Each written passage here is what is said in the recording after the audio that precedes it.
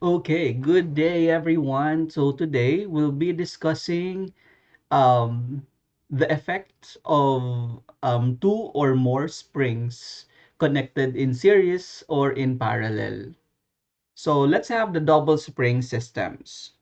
Suppose two parallel springs with constant K1 and K2 are attached to a common rigid support and then to a single mass M as shown in this figure. So we have two springs connected in parallel. They are connected, K1 and K2 are connected in parallel, supporting the mass M. If the mass is displaced from its equilibrium position, the displacement x is the same for both springs, and so the net restoring force of the spring is simply negative k1x minus k2x is equal to negative times the quantity k1 plus k2 of x. So we say that the effective spring constant is equal to k1 plus k2. On the other hand, if two springs are connected in series, so suppose two springs are supporting a single mass M are in series, that is, the springs are connected end to end as shown in the figure.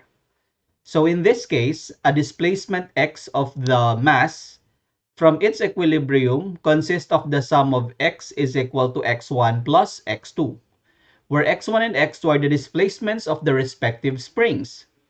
But the restoring force is the same for both springs. So if the effective K is the effective spring constant of the system, we have negative K effective times x1 plus x2 is equal to negative k1 x1, which is also equal to negative k2 x2. So from k1 x1 equal to k2 x2, we see that x1 is equal to k2 over k1 x2. So this is just by solving for x1, dividing both sides by k1. And so we have the effective k is equal to x1 plus x2 equal to negative k2 x2, which is now the same as the effective k times x1, which is k2 over k1 x2. So this is k1 plus x2 is equal to k2 x2.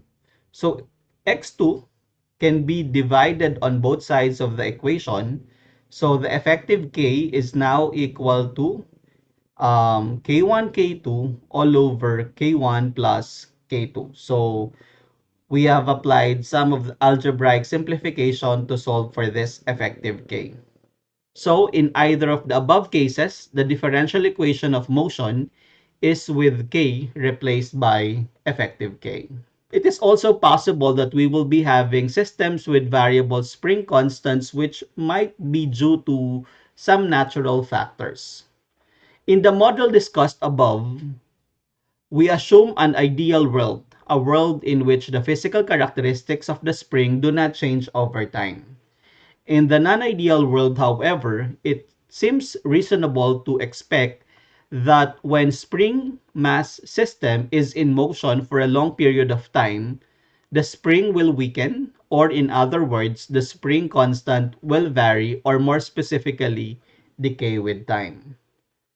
So in one model for the aging spring, the spring constant K is replaced by decreasing function K of t is equal to k e raised to negative e raised to at. So this spring would be having a spring constant that decays with time.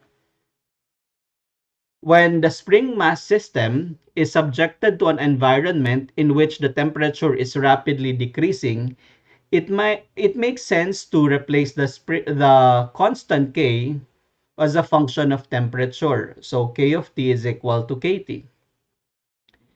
So a function that increases with time. So the resulting model mx double prime plus ktx is equal to 0 is a form of the Aries differential equation.